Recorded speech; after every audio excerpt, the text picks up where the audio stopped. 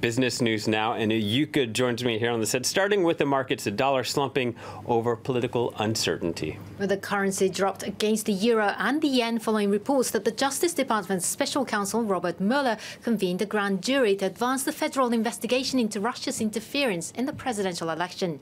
Japan's Nikkei closed down due to the stronger yen, but other Asian markets were up this Friday. Over in Europe, European markets were down, slightly down at the open. Investors worldwide are cautiously awaiting the monthly US jobs report due out later in the day. The July report is forecast to show a slight improvement, but if the unemployment rate is higher than expected, it would increase the likelihood of a December rate hike. And geopolitical uncertainties are unnerving the airline industry too, notably North Korea's accelerated missile tests. Well, Air France has expanded its no-fly zone over North Korea following a near miss one of its flights experienced a week ago. Its jet carrying more than 330 people from Tokyo to Paris flew past the location where North Korea's ballistic missile landed just 10 minutes later. The decision could make flights to Paris from Japan 10 to 13 minutes longer and possibly increase costs. And back to one of our top stories in the news bulletin, Rwanda holding its presidential election, and the economy has been high on the agenda during the campaign. Well, 20 years ago, the country was struggling for existence, ravaged by war. Now it has become known as a model of economic recovery. Rwanda recorded 7 to 8% annual growth rates since the early 2000s, and more than 1 million people have been taken out of extreme poverty. But some say it's time its public spending-driven economic model changed, as Lauren Berschecker reports. Gleaming buildings and skyscrapers standing as symbols of Rwanda's economic recovery.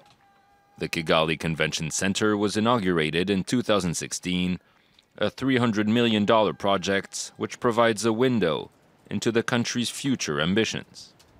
We should have less people in agriculture, which is about 70% of the population today, and have more people in industrialized jobs as well as jobs in services. Often hailed as a model of economic success, Rwanda has seen poverty levels drop, health indicators improve, and growth average an impressive 7% in the past 20 years.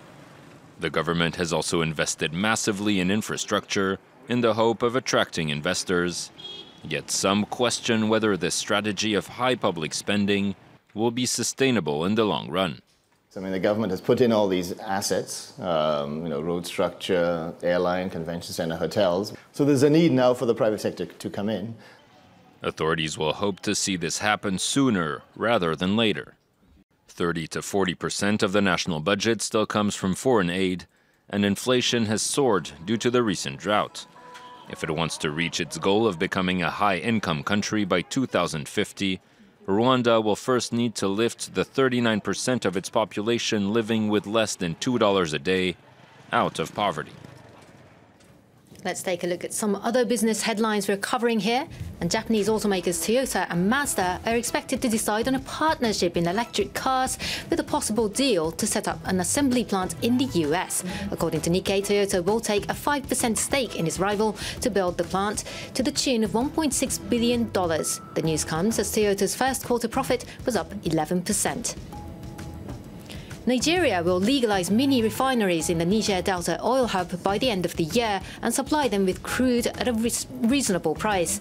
The announcement from the president came after Niger Delta leaders threatened to pull out of peace talks with the government unless their demands were met by November. The refineries process stolen crude, and a military crackdown on thousands of these illegal sites has raised tensions in recent months. And Australia's Commonwealth Bank is being accused of money laundering breaches. The country's financial intelligence agency is suing the bank for failing to act on suspicions that its deposit machines were used by drug syndicates to launder tens of millions of dollars. The bank is accused of more than 53,000 breaches of financing laws.